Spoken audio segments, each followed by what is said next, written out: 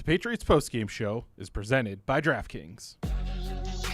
This is the Patriots Postgame Show. First down and more. Touchdown. Dive to the end zone. Touchdown. Patriots. With Hardy, Mike Dussault, and Paul Perillo. Hand off to Stevenson. Runs it left, big hole across the 40. Cuts left at the 45. And steamrolls the defender there. Join the conversation by calling the Ace Ticket hotline at 855-PATS-500. Or email this show at webradio@patriots.com. I hope y'all keep that same energy for tonight, baby. Can't wait. Live from our studios inside Gillette Stadium, here's Hardy.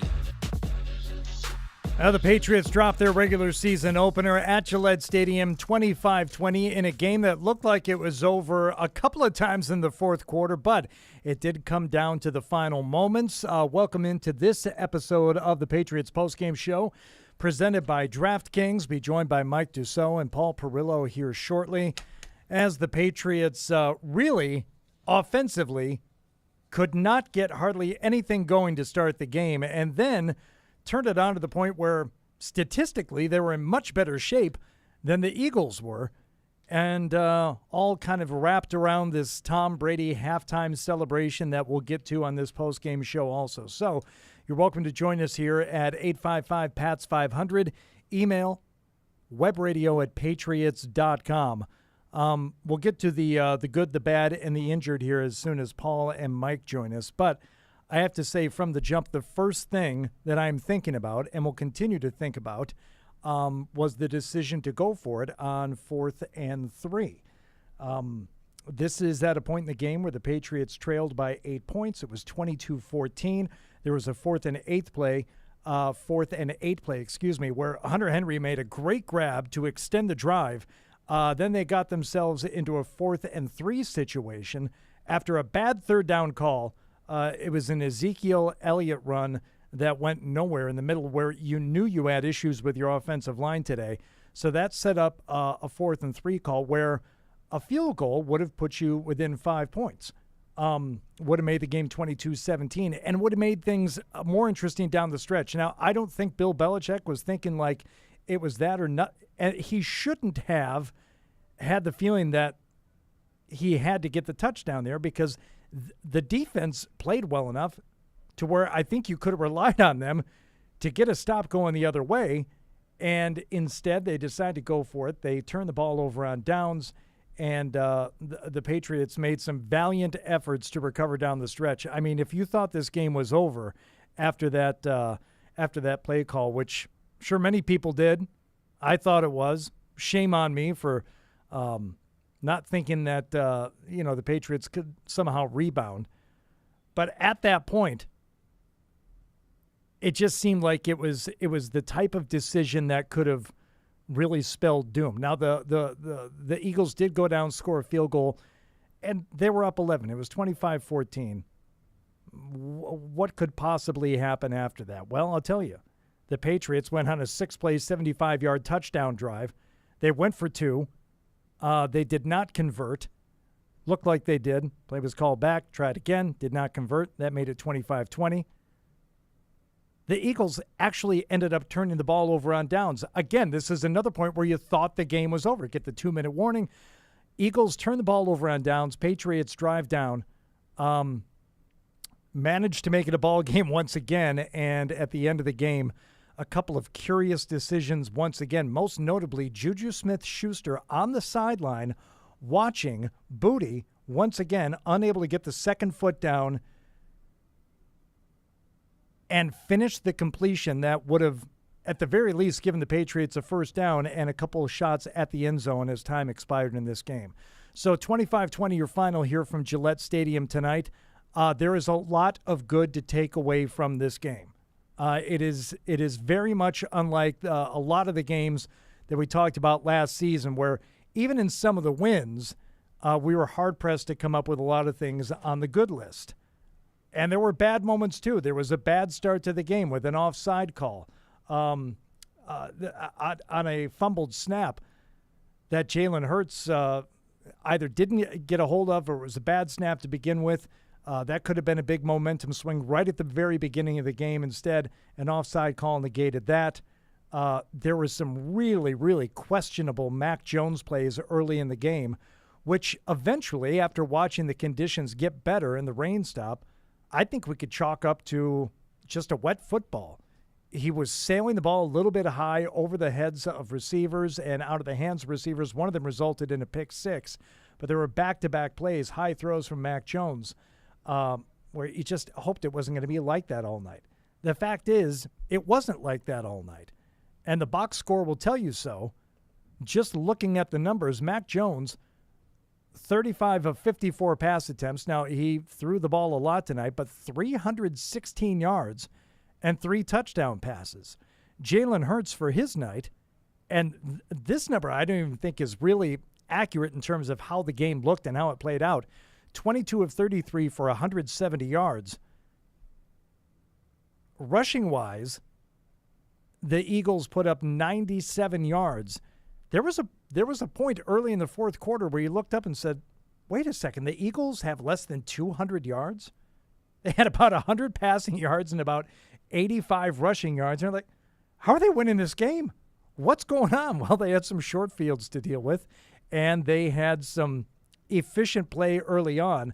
That got away from them, but they had built up enough of a lead. And again, I have to say, some of the decision-making down the stretch, the decision to go for it on 4th and 3 instead of taking the field goal, and personnel decisions. I'm not sure why Juju Smith-Schuster was on the sideline watching at the end and watching Booty unable to get the second foot down. I know he had done it earlier in training camp. People were talking about it online that, that was a play he made a lot during camp. But earlier in this game, he had a similar situation. So all of this to say the Patriots had chances, more chances than I thought they would late in the fourth quarter. In fact, 2 more chances after that, still come away with a 25-20 loss.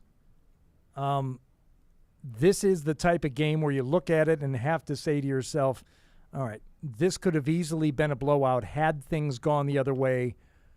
I think for Jalen Hurts, he was not particularly effective early on.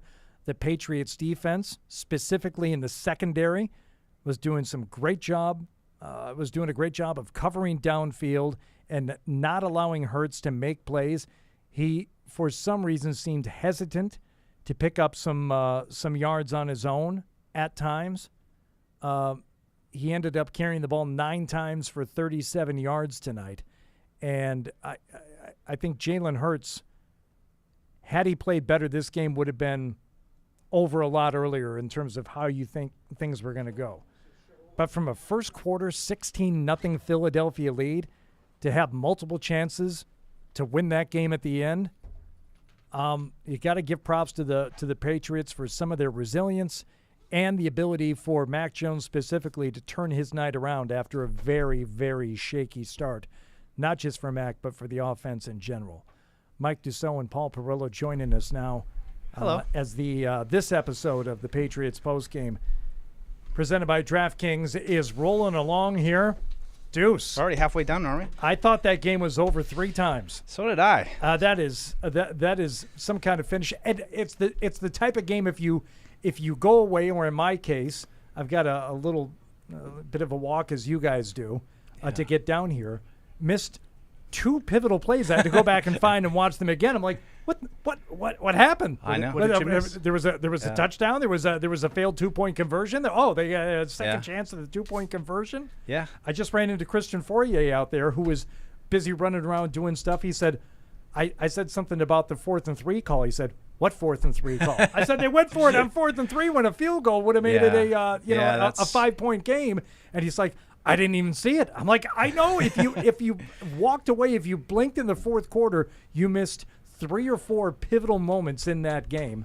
The sad thing is the result almost exactly the same as it would have been going back to the first of those decisions. It's first it's like I'm trying to write something, so it's like going back and forth. But I give them a lot of credit. Like I think when they went down 16-0, it was like, oh my God, this is going to be bad today. There's just the pick 6 right off the bat, the fumble. I mean, it was just it was ugly. But I think they showed some resiliency, and I was impressed with certain elements on both sides of the ball.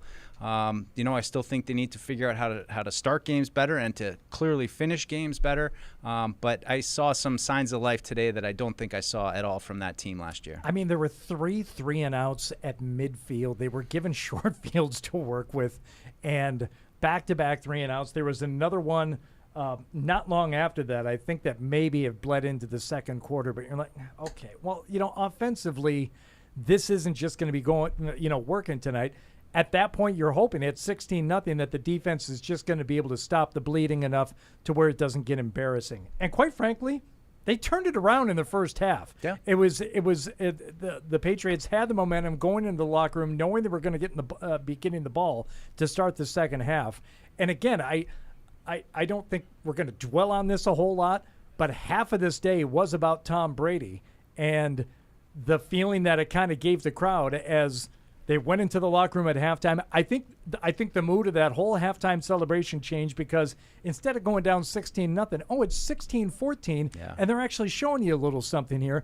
Now we can have this nice moment and see what happens in the second half. And they gave us a ball game. They absolutely gave us a ball game. I tell you, Hardy, with Brady in the house, with the Peppers turnover and then the 4th down stop. I mean, they got 2 opportunities at the end. I thought I'm like, they're going to win this game. Like, it seemed like it was all lining up for it to happen, and clearly they haven't taken that step yet. But some nice games today from a number of guys. Disappointing to lose, and certainly some elements to talk about. But I come away with some positive things. It's not going to matter much next week against Miami. They're going to need to get a win in that game. But I like a lot of what I saw today, and a lot of, like I said, we didn't see that kind of fight, that kind of ability to bounce back last year. They just got to figure out how to get over the hump. Paul, your initial thoughts? I know there's a lot that happened in the last. There is a lot. And here's what I'm going to say. Half of that fourth quarter. Everybody that listens to this show knows me because I don't know if you know, but I might have mentioned it in the pregame show. I've been here about 24 years, even though no one knows how to spell my name. I'm not big into moral victories. I'm not calling this a moral victory or anything like that. We were talking a lot down the stretch of this game, and it's like, we've seen this before. And I was sort of like the lone voice in the wilderness. Like, I haven't seen this before. I'm talking about the post-Brady era. Okay? I haven't seen the post-Brady Patriots play against what I consider to be a really good team and not need anything fluky to go toe-to-toe with them. They outplayed Philadelphia for the vast majority of that game. And I'm not telling you that that's worth, like Mike said it perfectly. That's on tomorrow you're going to wake up, it's going to say 0-1. Okay? That's what you get. Right. But there are a lot of things that I looked at this game and I said, they moved the ball better than they did for the most part last year. They still have some problems finishing drives. They still have some problems with some penalties at inopportune times. But defensively, you're down 16-0. You forced 4 straight 3-and-outs when the game's over if you give up another scoring drive. Yep. This was not a fluke. Now, I'm sure people in Philadelphia say, they jumped out to the lead. It's ran. They took the foot off. They get bull. I think this was different than what I've seen from the Patriots in the post-Brady era. I'm not, again, I don't want to come off as Pollyanna-ish. Like, this is, look at these Patriots.com guys talking about, all the great things. I thought the Patriots showed a lot of toughness today, and I thought they played well for the most part. It wasn't perfect. It was a Week 1 game, but I thought they played pretty well. Yeah. And I wasn't expecting, I thought if they were going to win the game, they were going to need a lot of help from Philadelphia. They didn't get a lot of help from Philadelphia to be in the game. All right, let's get to our good, the bad, and the injured. Here we go. Now it's time for the good. Pretty good. It's pretty good. The bad. Hey, what happened? And the injured. You all right, guy? Good, the bad, and the injured, brought to you by the good players, the bad players, and the injured players. Tonight, as the Patriots lose to the Eagles here at Gillette Stadium, 25-20. I don't know how you want to do this, how you want to go. If you want to go just in what's top of your head chronologically. Deuce? Yeah. Just go for it. Your first good. Mac. There you go. Mac Jones. There you go, kid. I just caught a highlight on one of the other shows, but I'm sure we're going to show it here in a second with the Kendrick Bourne touchdown. But, the first pick, obviously, off his hand, high throw. I think the first couple throws were high, and I think you can dock Mac a little bit for that. But Otherwise, some of those throws we've seen, it just made me remember all the things we were mad at him about last year that they couldn't do. Finishing drives with touchdowns, throwing into the end zone in the red zone. He did those things. It wasn't perfect, but I came away from this game, just kind of reinvigorated about Mac Jones and his potential within this offense. I think, he showed a lot today, a lot of toughness. I mean, we talked all week about the defensive front. We know what he was dealing with his offensive line. I mean, that's another conversation. But 1 sack. I mean, I think Mac deserves some credit. Getting the offense in the right plays. It wasn't all perfect, but I think the Patriots were in this game in large part because of some of the big throws that Mac Jones played today. So I tip my hat to him. Unfortunately, it came in a losing effort, but a real nice game from Mac Jones, one of the best that I can remember in recent memory. Unfortunately, a losing effort, though.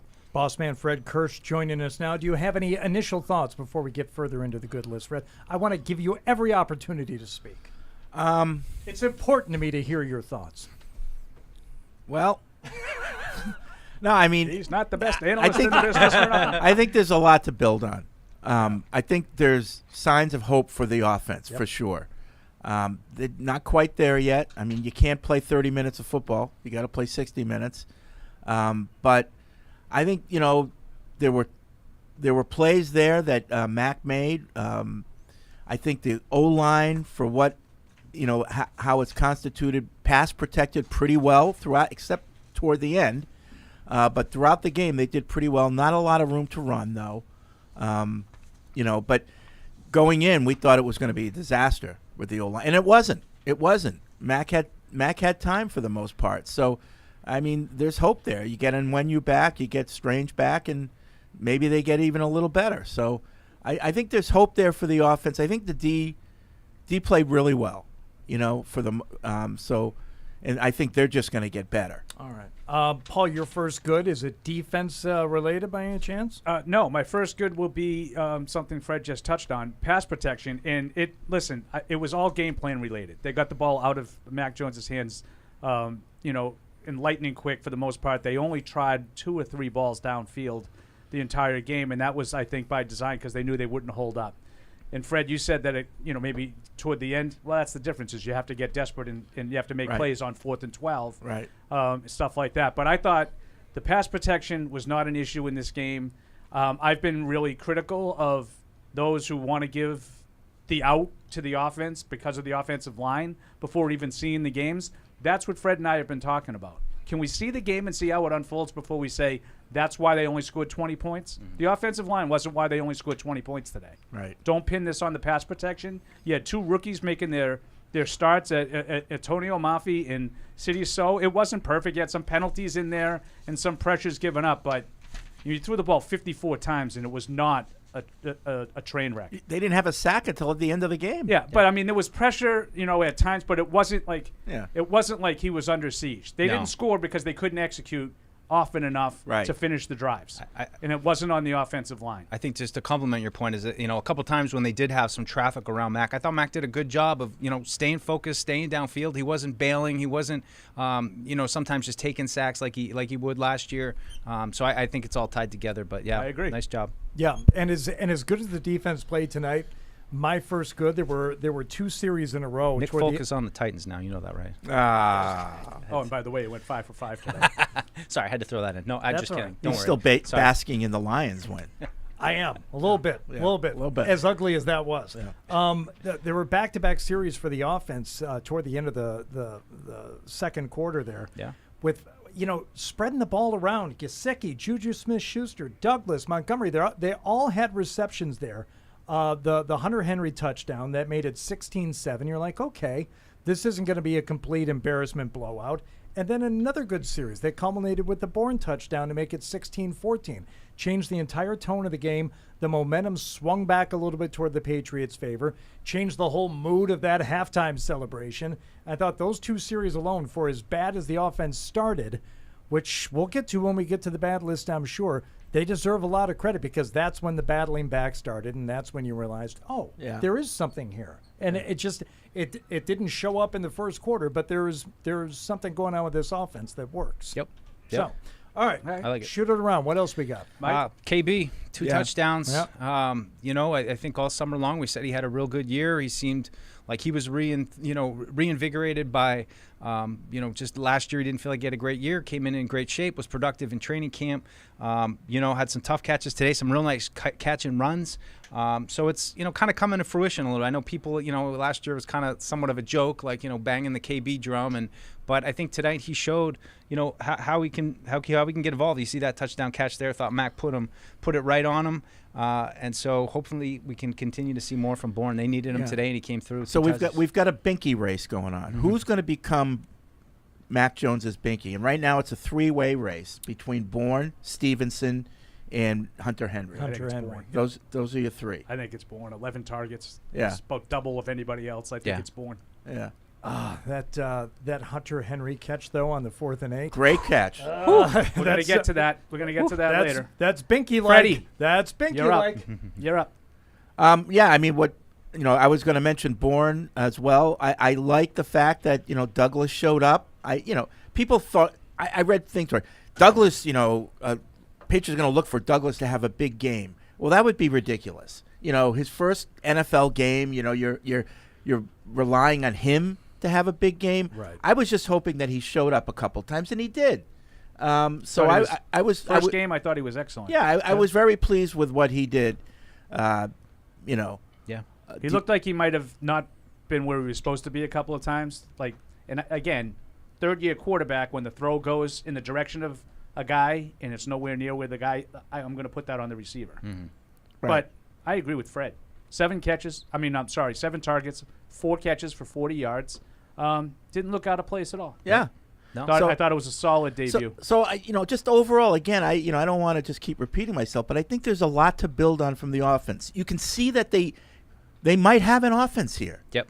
And it might, that first time, early in the first half, that first drive they had, they were mixing it up really well. You could see the effects of Bill O'Brien clearly in how they were calling plays, the type of plays they were calling. They were keeping, the Eagles on their heels by the variety, and they were executing for the most part. They had those, the first half was mistake-ridden. That was what was their downfall. Yeah. It's just striking to me just looking at the targets comparing to the two teams. I mean, we know Brown and Smith are the main two guys. Both of them had 10 targets, but after that, it's nobody. Gainwell had 4, and then it's like 2-1, 2-1. The Patriots have, 7, 7, 7, 6, 6, 11. Well, that's the difference of having to throw the ball 54 times as opposed to 33. But just showing that they're not locked into. It's the ability to get to everybody. What would you rather have?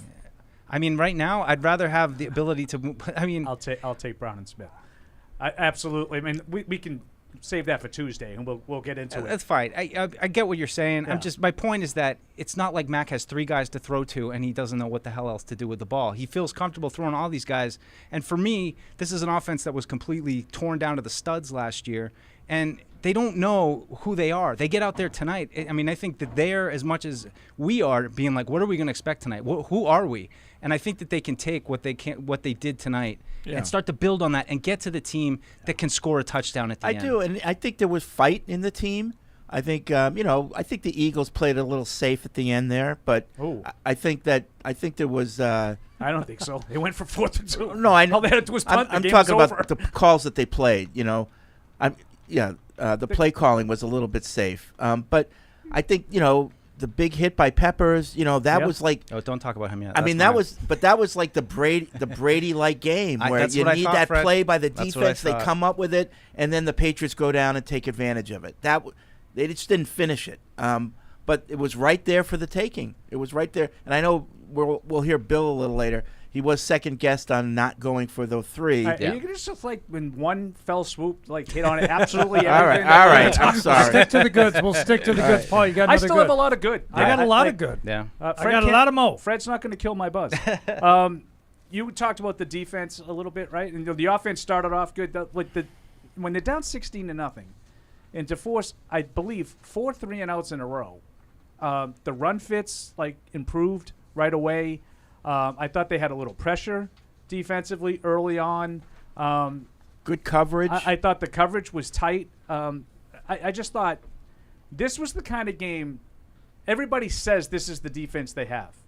And every time I see them play against a good offense, I don't see that defense. Today I saw the defense that people talk about.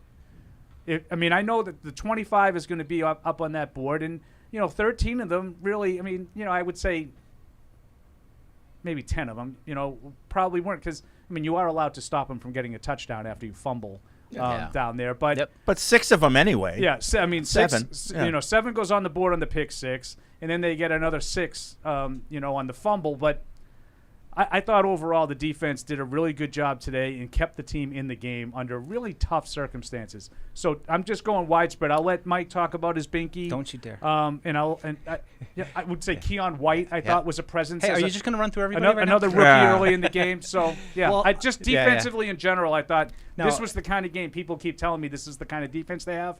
Today I saw it for the first time. And I was sitting up there, with Evan, and I think we were all kind of expecting last year, which was that, the defense played great in the middle of the game, but here it is. We're coming down to the end. They're not going to get that last stop that they need. That's where my head was at.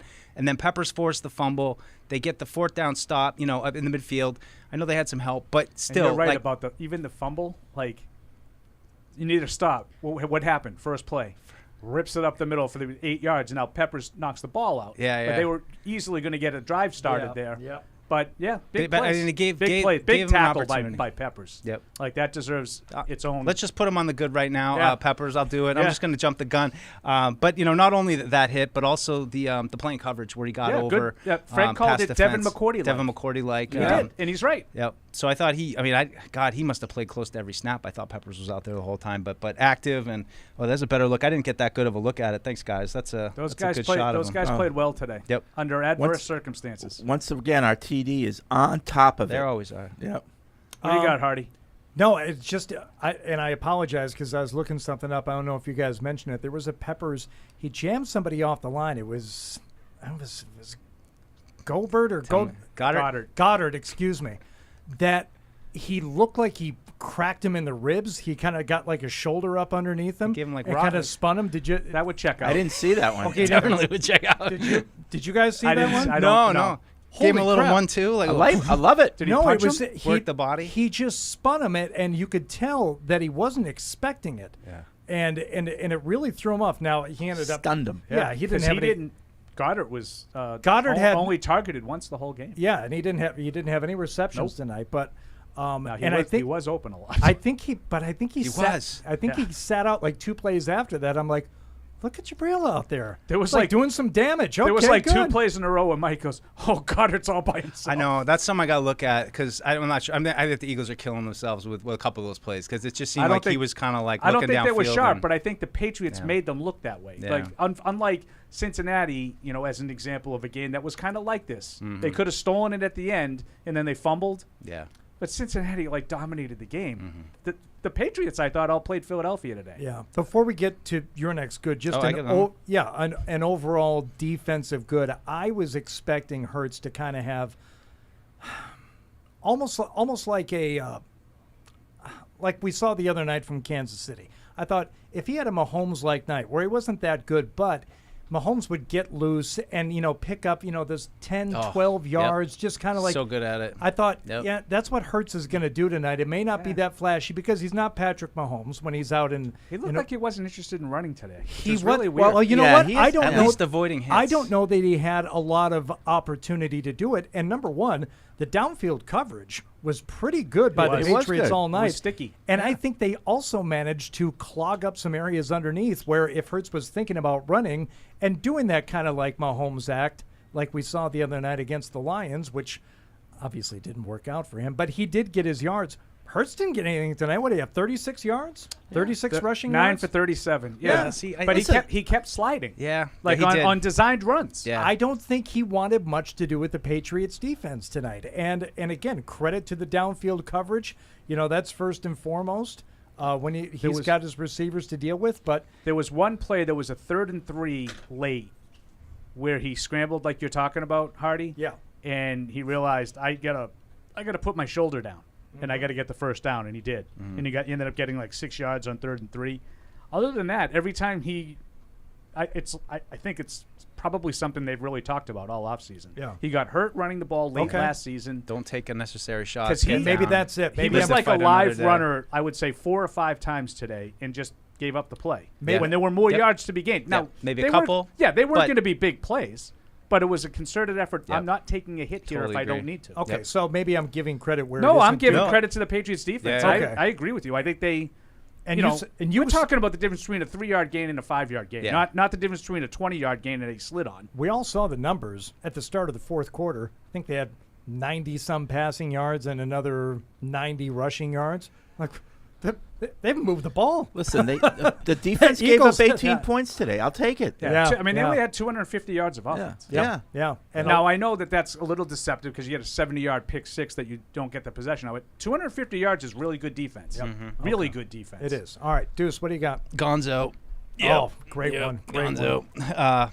Yeah, just he was really good tonight. I think a big part of the pass defense. I mean, I'm kind of surprised, to be honest. I wasn't kind of expecting him to. I mean, we were concerned about his physicality, and I just think he's continuing to kind of show up and getting his nose in there. He's not an overpowering guy, but I think he just showed his athleticism. That pass defense he had there near the end of the game was a big play. So He had himself a sack. great. I had him on. sack, I had him on blitzing the in list slot. for the pass defense with the game on the line. I'd be curious to see what the experts, the all 22s, have him graded because Yeah, Mike mentioned the two guys. I mean, they both caught 7 out of the 10 balls thrown to them.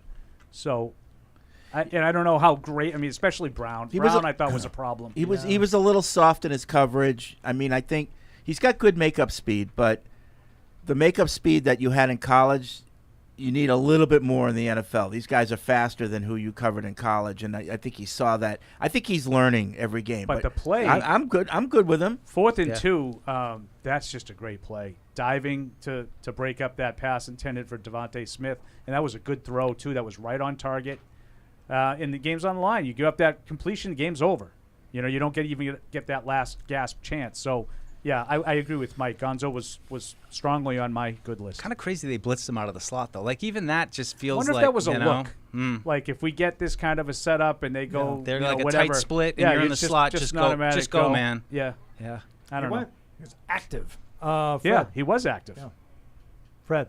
Yeah. Any other goods? Just watching Gonzo on the screen. Paul. Okay. Goods. Well, I think we're at the point where you just sort of wrap them up, right? Sure. I thought 2 big returns. You had a big kickoff return for Ty Montgomery, Yep. 43 yards, 40-something yards, Yep. and then a big one for Marcus Jones. Now, it went downhill after that, special teams-wise, but I thought they gave him a lift. Unfortunately, the offense was really bad for the first quarter and a half, and they didn't get anything out of it. What's Montgomery's numbers? Montgomery didn't do really He's anything. got 1 carry for 7 yards, and then he had 2 catches, catches. for 2 9 catches yards for 9 yards. Okay. on 3 targets. So no, not a lot But of the production. return, I was just glad to see him out there. Yeah, I didn't get hurt. You know? well, that we know of. I just want to make sure Hunter Henry gets special mention tonight. I thought he was making big plays, and Absolutely on my list, Yep, Hardy. me yeah, too. numbers Me too. wise, 5 catches for 56 yards, the touchdown, of course. So he deserves a mention, and was doing a decent job blocking tonight too. Which Yeah. a couple of times it's like you don't look for that, but some of that protection that I think Mac was getting tonight, I'm like, oh, the Hunter just had a nice block there. Look at that. Okay, Yeah. good. I was happy to see it. They had one of the 4th down catches, right? The one-hander. Is that? That was the 4th and 8. Yeah. Yeah. He also had a bad call against him, Hunter Yeah, Henry. that holding call. That was a holding cheesy holding call. Yeah. There were a couple Now, of calls Zoe in this game. says the ref got it wrong. It was actually on Farrell Brown, Oh, okay. and they called Hunter Henry. Correct. All right. I'll allow for that. Then that maybe that Because makes there sense. was not a nothing hold there on with Hunter Henry. Yeah. No, there wasn't. But even I didn't think there was here's a the chop. I one-hander. didn't think there was a chop block on the Eagles too on that one. I thought the guy was coming in motion and tripped and fell. That's a good catch right there by Hunter. This is a great catch, and this is another one for. All right, we'll get to that in a second, I guess. It almost looked like he was going to stop, and Matt kind of thought he Yeah, was it's going to not a keep good going. throw, Yeah.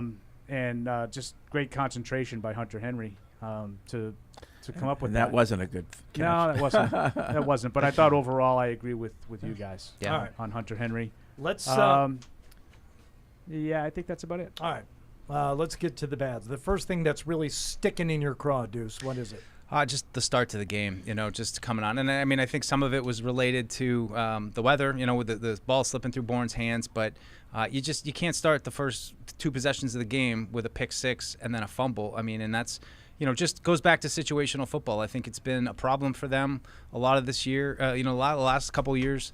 And, not directly related, but just at the end of the game, it's like you have an opportunity with situational football to punch the ball in and win the game, take the lead at the very least. So kind of the bookends of just the performance, the execution, beginning of the game, end of the game. You got to clean those things up first. And I think if they can just get out with not having those 2 turnovers and the points that come with them, let's see what happens with the game. If they got just an okay start, it could have been a totally different game.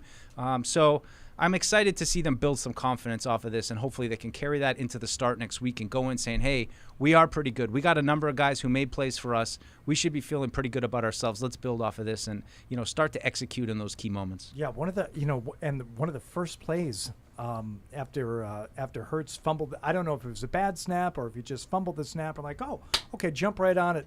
Oh, we got an offside call. Yeah. That factors into the start of the game. It wasn't just the offense dragging. It was one of the things we talked about in the pregame. It's a really good point and that's why I like the way Mike said, like, just the start. Yes. That was like the second play of the game. We get a neutral zone infraction lined up in the neutral zone. Yeah.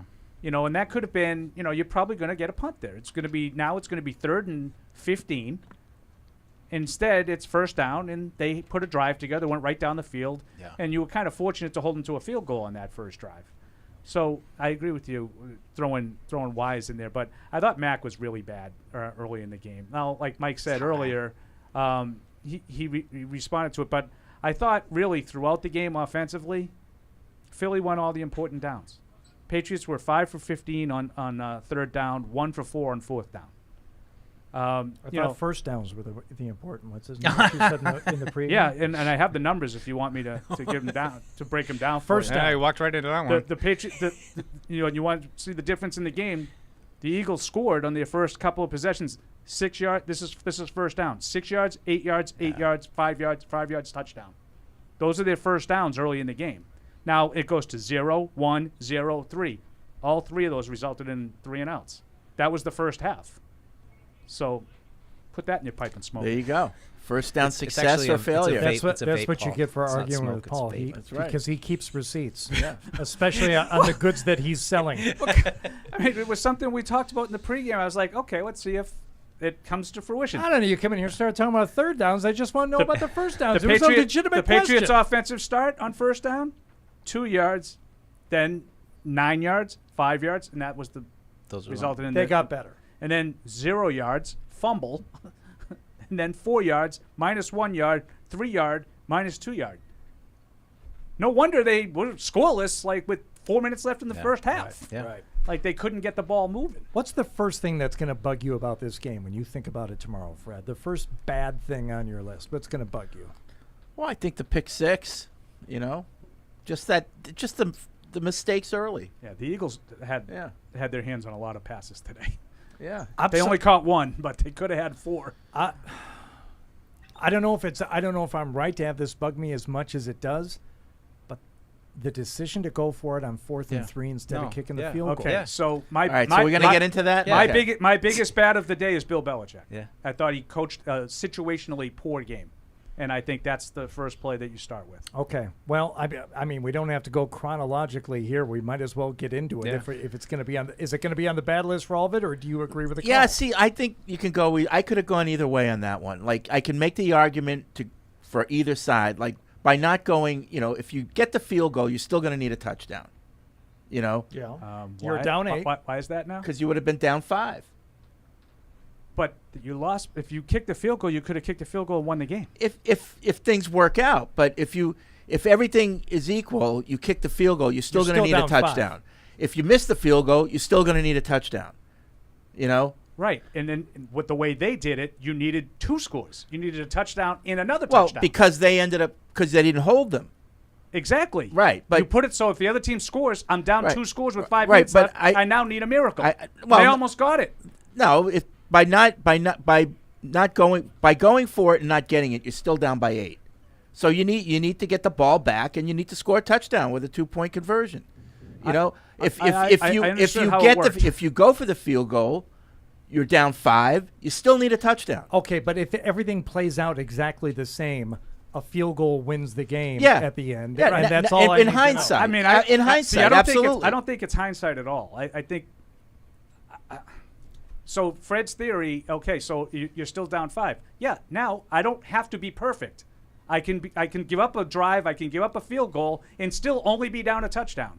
The way he did it, I had to be perfect. I had to get the ball, score immediately, get a 3-and-out or a turnover. They got a turnover on the first play, and they still couldn't win the game. Right. Because they were chasing 2 scores. Yeah. All because you didn't kick a field goal. I would have kicked a field goal on 4th and 12. I'm kind of with you the there. 53-yarder?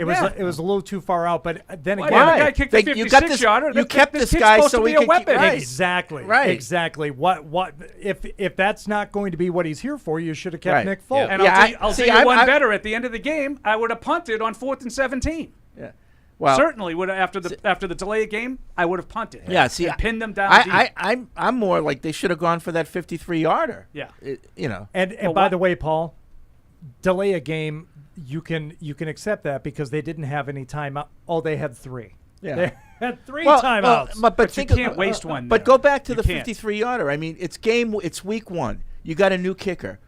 Get him in there. Indoctrinate him right away. I totally agree. Give him that experience right in week 1. I didn't even think of that angle, but I like that I angle. totally agree, Fred. That's just what I was thinking about. It's like you got a rookie here. You got now so many new guys he doesn't trust involved. Me to kick a long field goal? You got so many new guys involved. I rubber stamp everything Paul said about just understanding who this offense is. Like, had this been last year, they would have kicked the field goal. Was playing. Right. How they were last year. This field goal, you're not going to be back in this position. They basically. So, I know it's not technically by the letter of the law, but they basically forced 2 turnovers on the last 2 possessions of the game and still lost. Well, because they put themselves intentionally in a situation where they were going to need to chase 2 scores. Paul, you just said it. I don't need hindsight because that was my thought at the time. I said you should take the 3 here on the 4th and 3 because of what Paul just said. The way your defense was playing, you take 3 points, you get yourself within 5, go get a stop.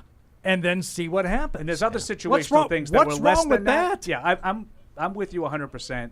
I understand Fred's point. I think Fred makes the counter argument. That's the logical counter argument. I disagree with it, but I know a lot of people disagree. And with I know what Fred's saying. We talked about it live during the game. The 4 of us. Evan was with us. Oh, too. people in the blog were all go for the points. Go for the points. I also think when they scored the touchdown to make it, what was it? 25-20. They scored a touchdown. Right? They scored the last touchdown of the game, right? Yep. They went for 2. They went for 2. If I'm not mistaken, holding and then incomplete. But after that touchdown, he squib kicked and gave him the ball at the 27. Yeah, it was a short kick. I don't understand that either. You're correct. They were looking for a turnover. Well, they were looking to see if they do something stupid and get him pinned down. Yeah. Then you have a chance on 4th and 17 from midfield to pin him down, and you go for it. Like, I don't understand. I don't get it. It's inconsistent. I think Bill cost them a chance to win that game down the stretch with some very questionable decisions. Okay, we got into the 4th and 3. It didn't take over the entire show. Now we can move on. Other things on the bad list, Deuce. No, those. By the way, it's a very fancy shirt you have on. Thank you very much. Thank you. No, I mean it's hard to know what we've covered because I know third downs and it's hard to. I don't know. I don't really have any other players. I would say penalties. Those the 2 holding calls, and especially if you're telling me it was supposed to be one of those was on Pharaoh Brown. Well, that's what Zoe said. Okay, but I mean, of all people, yeah, you know what I mean. He would be bitching about it if it wasn't that way. But that was a good drive they had going in the 3rd quarter, and it's self-destructed because of 2 holding calls. Just penalties at inopportune times. They were very sloppy today. It was a week 1 game. Both teams were pretty sloppy. Yeah. Well, look around the NFL today. There were There was a lot of bad football. Yeah. Evidently, Miami and the Chargers played one of the very few games. Miami that was a shootout. They won that game, 36-34. Oh boy, good. So they'll go in with smelling themselves, and we'll wax them next week. Is that what we are? Have we arrived at the point where we hope the other team is smelling itself so we can win? So we're gonna wax them. Okay. By the way, I just double checked because I watched the replay. I'm not sure that the call was fantastic on Pharaoh Brown, but it was absolutely 86. Yeah, okay. That's why they got the numbers screwed up. And when I just watched it once on the replay, I'm like, I think that's 80. Yes, yeah. I double checked it. We can decide later if it was a good holding call or not, but it definitely wasn't a Hunter Henry. That's for sure. And the other one was blatant hold. Yeah, the other one was he the took one him to on the ground. Mafi, he Oh, he, yeah. he I saw that basically one tack- live. He Yeah. grabbed tackled him from behind. No, Hey, can, and No, there- you there- should- there you should have should been teach- another one you- on that Mac Jones run late in the game. Yeah. You should teach your That was- defensive lineman if that arm's around your neck, go down to the ground yeah. because they'll call it every time. I'm sorry, real quick before we get too far away from it, Deuce. I promise you're up next. But you mentioned the Dolphins game. Did you see Tyreek Hill's numbers? no. I know he had a huge game. What happened? Yes. 11 catches for 215 yards and 2 touchdowns. Yeah. That's Is that- Flash Gordon. Is that good? Asking for a friend. I was just trying to jump in just to say a little nod to Miles Bryant. I know we've moved on from the good list, but I thought he had a couple nice plays. I mentioned it live. He's Yeah, you know, caught a lot of flack, but I particularly one tackle he had on I believe it was AJ Brown. You know, on I think it was the third down to get the stop. Just open field tackle, big guy, Miles Bryant. You know, I know he's caught a lot of flack over the last few years, so. Just a little nod to him. It would have been so nice if Matt could have closed the deal because this is the game we're waiting for him to make his bones. I know. He hasn't made his bones yet. It would have been poetic. Brady's in the building, you know, and finally they get, you know, what feels like a kind of a throwback win with the defense getting a stop and the offense complimentary football, all that yada, yada, yada. What else you got on your bad list, Deuce? Anything? I'm tapped. You're I'm good? Tapped. How about? I don't have anything else. You Why is mentioned Ju- the turnovers, Why, right? why is Juju Smith-Schuster standing on the sideline on the last play, and we're expecting Booty to tap dance and make that catch? I don't know, man. Anybody know? I would have had Juju Smith-Schuster on my bad list, but not that. But I think it's an interesting I point had- to bring up, though, because I had him on the Booty- bad list early, but Booty he had didn't stay opportunities on to there. make 2 catches on the sideline and really didn't come close to making either one. Mm-hmm. Yeah. I didn't like the way Smith-Schuster looked in this game. I agree. Generally, he had one play which kind of kick-started the first scoring drive. It was 3rd and 10, and he caught a shallow cross, one of those bunch formations. The Eagles got lost, and he got like 15 yards. Other than that, I didn't like the way he looked. Hit that drop. He looked unremarkable to me. Kind of what we've seen this summer. He's just not really an explosive guy. He kind of rounds out his routes. There's not a lot of explosiveness with him. He can break some tackles, I think, when he makes the catch, but he's not going to really separate. I don't know. He's one of those ones where you see him targeting so many different guys. You wonder, you know, how are things going to play out over the next few weeks of Which is kind of what I'm guys talking who about rise with, and like, sometimes I'd just rather have the young, the 4 or young 5 guys that with the go fresh to him, legs. Yeah. go to somebody else that I think That's is fair. better. Yeah. And one other individual I would say is Ezekiel Elliott. I don't think he was very good in this game. Too many. I'm wondering, and I mentioned this to you and Evan, Mike, during the game. Stevenson was limited at practice during the course of the week with an illness. I wonder if he's sort of shaking that off, and that's why he didn't get as full a workload. But I thought there were a couple of plays that Elliott got today that I think if Stevenson had the same opportunity. Now, the defense is different. I get it. But I don't think Elliott maximized his yardage today. He didn't. I don't know, man. didn't- Other than the fumble, I thought he was did pretty. nothing. He I did thought he was nothing in pretty the game. good. I thought he was okay. He had 5 catches for 14 yards. Yeah. I mean, you have to try to get that few yards on that many catches. I don't know. I thought he was okay. He had one 11-yard run, which is a play that I firmly believe Ramondre Stevenson would have taken for a touchdown. And if you that was take the it- little option look, If you- misdirection. And if you And there take was that away, nobody there. he had 6 carries for 18 yards. If you take away the 11-yard run, that's a trick. And the 11-yard run, there's nobody there. Like that's not the play. Oh, that might be the play that I was talking about. I think Stevenson had a big. This is a big gain for Stevenson right there, big gain. And I just think he cuts out. It takes him too long to get up. He just doesn't look. And I also thought he was loose with the ball. Now he fumbled once. I thought he was loose with the ball a couple other times. I didn't think it was good. I didn't think he too was many, particularly and I thought too good. much Elliott for my liking. Okay, today. I didn't think Stevenson was any better. No, Stevenson was 2 yards a carry. He was getting killed. Yeah, but so I just think that, and you guys are right. Like, if the defense might be different, if Stevenson's there, they think he's more of a threat. But, he gets an opportunity in the open field at the end of the game, rips off a 32-yarder on a screen. Yeah. I just was really interested in the running back usage. I mean, we just never really seen it like this. They had a lot of 2-back sets with both those big They guys did have out there. a handful of those. They didn't really use Montgomery as a third down back per se. It just things have really changed, I think, in the backfield around I don't here. think we've seen the whole offense. No, tonight. no. I think God, no. You're I'm going to not. see Montgomery on third down. Yeah. This is just week 1. Well, I'm It's, just you reacting know. to what we just saw. That was all. Hey, I saw Gesicki in the game though. That's good. I know what he looks like now. Boy, he looks like he's on stilts, huh? Yeah. He doesn't run well. Volleyball. Well, I think he's pretty fast. I don't know. He's like any injuries to speak of? Not that I saw. I didn't see I know any. the I didn't Eagles see any. had a couple, but I think Yeah. Patriots. I mean, escaped we pretty might hear healthy. guys getting banged up, but there was nothing on the field that we saw. No. Okay. Yeah. All right. Let's get to phone calls here. 855-PATS-500. This episode of the Patriots Postgame Show is presented by DraftKings. We begin by going to Rick in Florida. Rick, thanks for hanging on. Welcome. What do you got for us? Oh, please. The boss man is sitting right here. That's not what I need. You know what? He's not paying attention. It doesn't even matter. It's fine. We'll go to Eric in New Jersey. Eric, I know you're there for us. Hi, Eric. Hey, how we doing, fellas? Good. Hey, Eric. I think. Hey, how you doing? I think Brady kind of hit it there at the end. I think we have to judge Mac again. The second game, I think we bring it back last year. That's Cincinnati, where the game's handcuffed for us right there at the end. Opportunity right there on the opposite side. I mean, our side of the field, he scored, had 2 opportunities a day. Still hasn't had that comeback game to where the opportunity is right there to present itself. Defensively, I thought we held up pretty well. I'm not going to make too much conclusions right here off of week 1, but I think the defense held up and lived up to their part. But again, I think the story today is Mac Jones not getting it done. I think it's a 17-game audition for his job here. So I'll take it off the line. Thanks, guys. All right. Appreciate it. Thanks, Eric. Oh, there he goes. He gave me a little. There you go. Good. A little busyness anyway. What was he saying? Audition? Is that what? He said defense is pretty good. He said a lot. He said an awful lot. But I think the defense did play well enough tonight, and I don't think Philadelphia played their best game either. But nobody does in week 1. But No. There was a lot of mediocre football we were watching in those 1 o'clock. No, I thought we would see more of those. Like those passes Hurts had that got ruled incomplete that I thought was complete. I thought he was in bounds, but I thought we'd see more stuff like that. It just, him outside the pocket and he just flicks his wrist and it's like 40 yards downfield, no problem.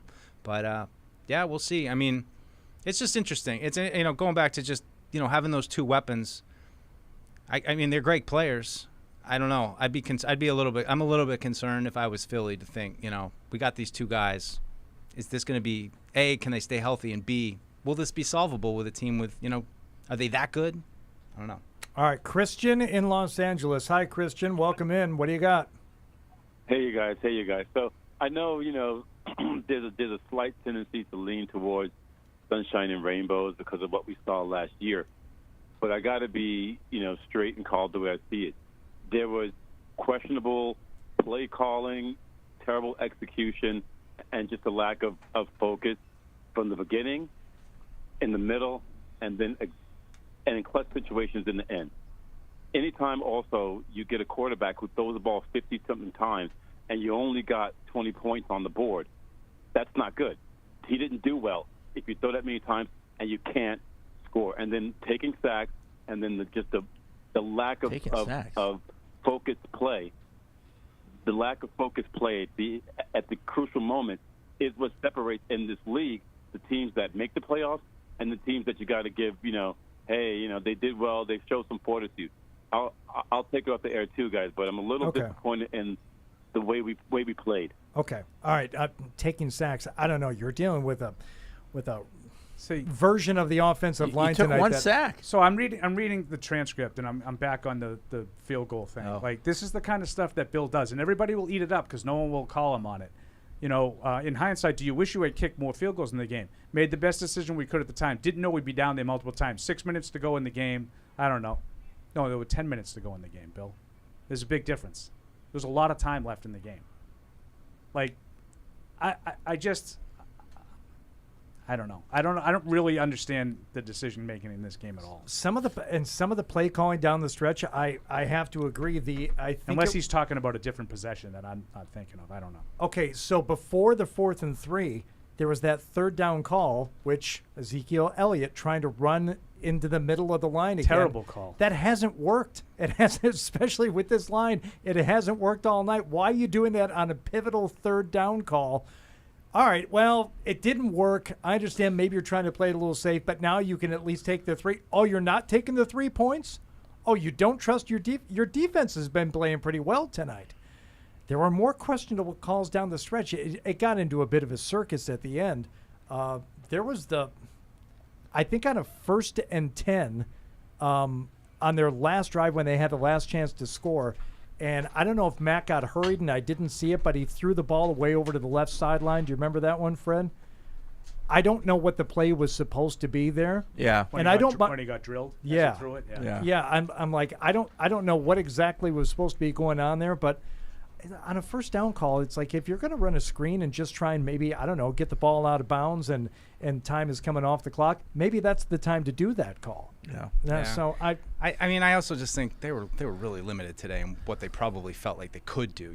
So as much as it's like, don't do that. Like, their hands were tied with starting 2 rookies at 2 guard spots and a guy at right tackle who didn't have any training camp. All right, the Patriots Eagles episode of the postgame show is on right now, and Brady in Kansas City is on with us. Brady, thanks for calling in. What do you got? Hey guys, thank God football's back, right? Right. That's true. Right. So Right. I think there were a lot of question marks coming into this season. We didn't know how Bill O'Brien's offense was going to be, and I think this game is obviously a little bit more optimism than pessimistic view this year. I think last year we went in a little pessimistic with all the whole chaos going on. I had one point that kind of I think might have been missed on the bad list was just running offense in general. Sure. That seemed like that was completely inept today. Yep. Anywhere they ran, they have a good front, obviously, but just not getting anything from it was tough to see. And then I just wanted to make the other point of, obviously, you guys talked about Juju and not being out there and not looking great. And then, meanwhile, I think Jacoby Myers looked pretty darn good on the Raiders today, even though he took that kind of nasty hit, which is hopefully he's okay. But just watching the swaps there and seeing, like, how we think that Juju everyone keeps saying he can break tackles. I haven't seen him break a single tackle yet. I'm waiting for that also. He got some yards after catch today. Not a lot, but he's talking about breaking tackles. Yeah, He didn't break any tackles today. He made a first guy miss on one of his, Every time I saw him catch the ball, he got tackled immediately, just like Jacoby. No, go look again. Because He had one crossing route that there was nobody there. They got caught in the bunch formation. Other than that, no, there was one he caught in the flat, and he made the first guy miss and picked up like 8 yards. Brady, you heard Fred. Go watch the game again and call us back. We'll be I'll, here. I'll be with you, Brady. I'll be doing it too. We'll be here until 1 a.m. We're gonna stay on like it. the Brady moments that never happen. As long as it takes Brady to watch the game again and call back in, that's how long we'll stay here tonight. Everybody agree? Can we talk about the Brady thing real quick? The other Brady, the real Brady that was here tonight? Yeah. I just was going to say I thought it was pretty cool. I thought it was pretty cool when Tom ran out with his jersey on and he was screaming to the side. No, it was good. I thought it was. Well, this isn't the big one. No. Well, I don't even care. I just look as a. And I know this is going to drive everybody crazy because I'm supposed to be the one who hates Brady. But for me, just to see him in a Patriots jersey again, run down that field, to see him kind of just embrace being a Patriot again, I thought it was really cool. I don't really care about like the speeches and all that kind of, but just to have that guy back in the thing, that moment for me, just having him run out on the field, that was enough. Oh no, just to see him in the jersey and have him run out. When he said, "I'll be a Patriot forever," people loved that, and I loved it. It was great. Yeah. I know that we're talking about the game, and that's really what's super important. But we should maybe just mention 6, 12, 24 next year. They're going to put Brady into the Hall of Fame. And that'll be like a 2 or 3 hour event where it won't feel. Take a bow for that. It won't feel rushed. It'll have me and Paul come out and do a little thing. All for the people him, that were part of his Warm legacy. up the Paul Perillo. They don't have any idea who I am. They wouldn't know how to spell my name. Okay, I'm glad you like seeing him run By the out. way, I did look it up. 3rd and 3 from the 17. Elliott, the call that you pointed out for no gain, terrible call. 10:13 left in the game. Wow. Not 6 minutes. Wow. 10:13 left in the game. Okay. But it's intentional. Yeah. It's not. Right, do you think it's for a second he doesn't know? No, right. It's he just knows a little everything. twist of the, He a knows little everything. tweak of the It's details to make it sound like a little bit more favorable. He turns the 4th and 2 into a 4th and 1 in Indy. He turns the 4th and 13 where he passed up the Gostowski field goal in the perfect season into something that was a 50. No, it wasn't. Like, it's always off by a little bit. Right down to more recently after the playoff game. That was last season. Last season we weren't competitive. No, it was last night, Bill. You played the playoff game last night. Right. We're already on. Now you're already on to the next year. Like, those are intentional. You brought up the Brady thing. I did. Okay, I'm glad he ran down the field and that got your juices flowing. I know. And I thought Robert I thought Robert It Kraft. wasn't Charlie Batch coming out for the Lions. I didn't know. I Good, did. You got Fred to snort. Good. Now that is a woman. First of all, Eric Hipple is who I would prefer to see. No, Greg Danielson. Greg. Yeah. My brain was going random Lions Gary. quarterback. It's Gary Danielson. Gary Danielson. Okay. Greg Landry, Gary Danielson. Okay. And Robert Kraft's speech was good. Brady did a good job. I just thought there was going to be a little something more than, all right, the big reveal, see you in June. And he's putting him into the Hall of Fame without waiting. Yeah, Oh, wait. I did see. That is good. I didn't think he was getting into the Patriots Hall of Fame. No, but so that is. No, but I told you. What did you expect them to do? I told you there was an announcement. Put his number up in the stadium. Do something on the lighthouse. Hang Something gliding. other than I tried see to you next year. Without telling you what was happening, I tried to tell you what was happening. Which was nothing. Oh, that's not true. They're going to have a stadium-wide event next year in the middle of June. Okay, but for one guy. Okay, but that's not enough. You didn't need to have the big hullabaloo and have him here for that. They just could have made that announcement on Twitter. No, I think what you wanted to do is you wanted to get him. I know what they wanted to do. What did they have to do? Did they have to have Brady here for that tonight? Yeah, no, because I think have him talk. He just retired. You wanted to get him back here as soon as possible, so you don't have everybody like, oh, what are they doing? What are they doing? You know? So you get him down here, because he just retired. He's fresh off of that, and you have a nice event at halftime, and you announce the big event, which is going to be June 12th. In all seriousness, can I ask you a serious question here? Yeah. Did you really think it was bad? Like, just have like a little halftime thing like everybody else gets? Are you just mad because Barry Sanders never had a day? to be the prelude. Every day is Barry Sanders' day. Of something except bigger. in Detroit. No, I just thought there would have been something, some memento, some type of something other than an announcement. Today, all we got was an announcement. And I thought there would have been a little bit more. That's all. And I wouldn't have brought really it tried up. to explain to everybody without spilling any beans. Well, But here's the other thing, and here's the other thing, and it's not an excuse. Like, they had to get a $250 million renovation done, and they just got under the wire. I mean, I think Fred just finished it yesterday. Yeah, I don't think that they wanted to and we're doing a statue, or we're doing, I think there was a lot going on, and I think they didn't want to shortchange Brady, so they wanted to make sure that they had this other day announced that is going to be all Brady. I mean, it's going to be like Tom it's gonna Brady be night huge. here at Gillette Stadium. It's going going to be huge, bigger than Larry it's gonna be Bird like Hein night. Bloom. It's Yeah. going to be awesome. Yeah, It's true. Speaking of that, I'll how'd do you that. do that? They made an announcement. and letting people know that he's going into the hall without a wait. Never been done before. Yeah, they gave him a tribute video and they made an announcement. It got a little overhyped for what it ended up being. Well, whose fault tonight. is that? People on the radio, The- probably. Right. With your radio show, did you talk about it on your That's radio right. show That- too? that's your music right. show? That's right. They didn't want us talking about I mean, it. it's at all. unbelievable. You're right. They should do this. I mean, and that's great, but the media people who just had to know what was going to happen, just wait and see, and you'll find out. And you'll find out nothing. They just wanted Nothing to know. happened. You're right. I thought Next it was time- great. I thought it was great. I think I bet you every fan in there is like, this is just what we needed to kind of reset this. All franchise. that stuff will be, that you're talking about. Yeah. If it happens, Yeah. will be saved for the Brady night. Going to do the top 12 again. You want to have some input on that one? I thought tonight was a Brady night, and it was because he was here. Nobody even hang And they glided. made an announcement. No But hang I told you it wasn't the Brady night. No, there were going to be multiple Brady nights. We And I heard mean, about you've got 13 and minutes. I'm sure, and they will also not want us to talk about those either.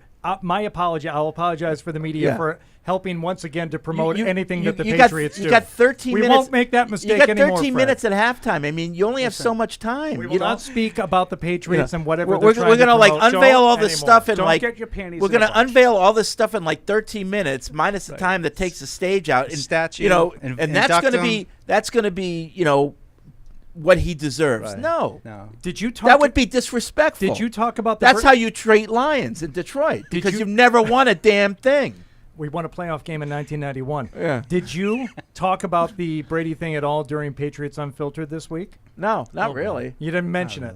I mean, we might have mentioned that it's happening. Okay, that's about Yeah. what we We've been did. We talking didn't about do it all entire last season. segments on it. Oh God, you're lying. Okay, go back and listen to the podcast. I don't know. But your show, you take too many breaks. But on the other shows, they had segments, just people Sports calling Hub in. will be What there. should they do? What should they do? About what they're going to do with Brady? Yeah. I'm kind of with Hardy. No, we have 4 hours to kill every day, not 2 hours with a 10-minute lunch break. Oh, and you kill it. They asked- you they kill asked- it. That's for sure. They asked about it a lot. You know, it's dead.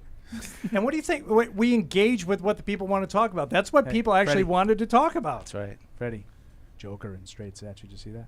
Yeah, is that right? Yeah, three sets. Oh. 24. I thought Medvedev would give him a little bit of a tougher time. But Did Coco drop the first set yesterday? Yeah. She did. badly. Yeah. She looked, badly. She looked awful in the first set, and then as bad as she played in the first set, the other one played in the next Sabalenko? Sabalenko. I like her. I like watching her play.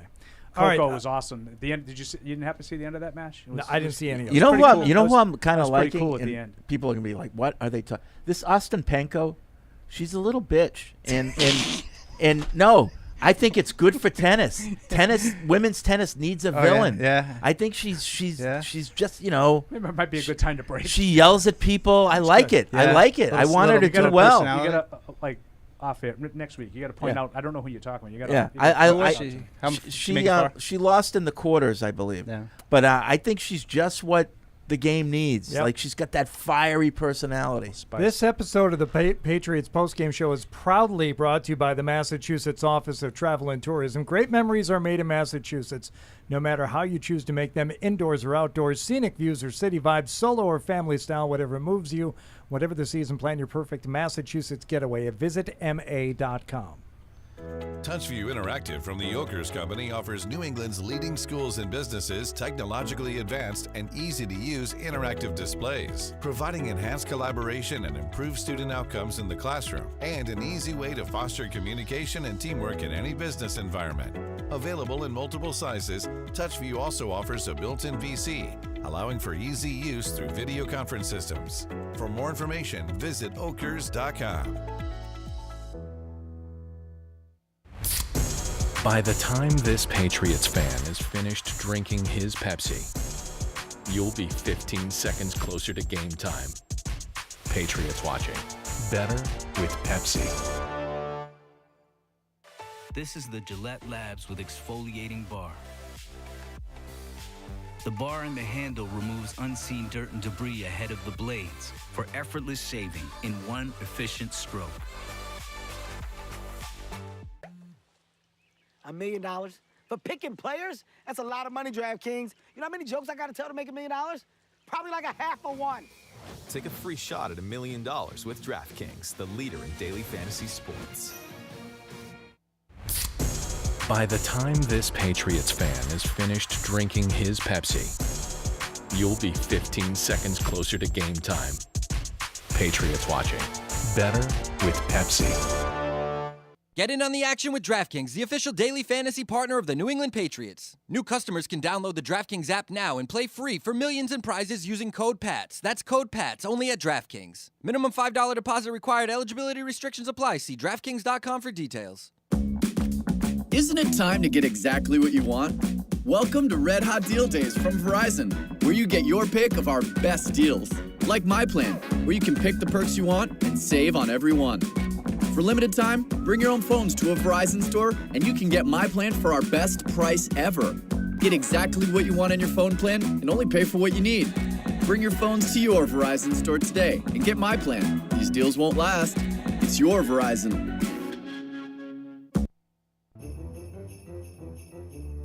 Join the conversation by calling the Ace Ticket hotline at 855-PATS-500 or email the show at webradio@patriots.com. Your niece's husband is your nephew-in-law.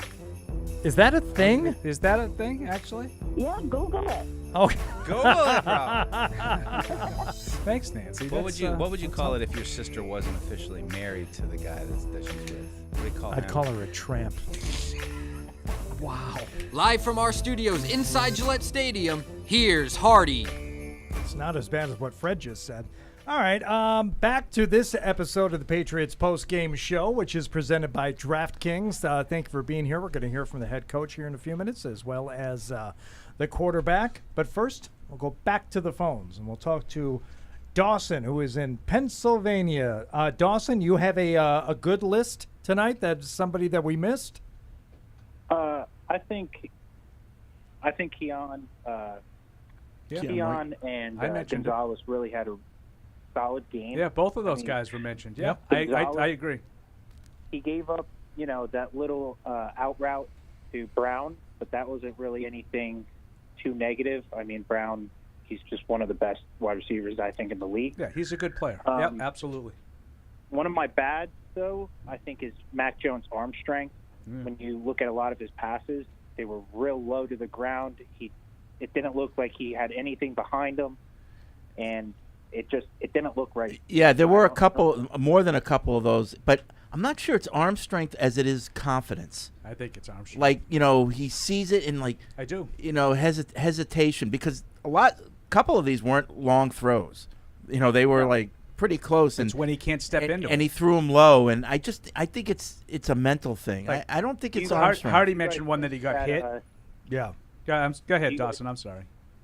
Do you guys think that first interception off of Bourne's hands played a factor into that tonight, or do you think he wasn't truly confident in the play scheme, and he just wasn't getting it out there to the guys quick enough? I don't know. The ball, I think the ball was wet. I think it was coming out a little higher than he wanted it to. I think could be too. Could be as early, simple as that. Yeah, early, least, yeah, because he managed to fix that. But yep.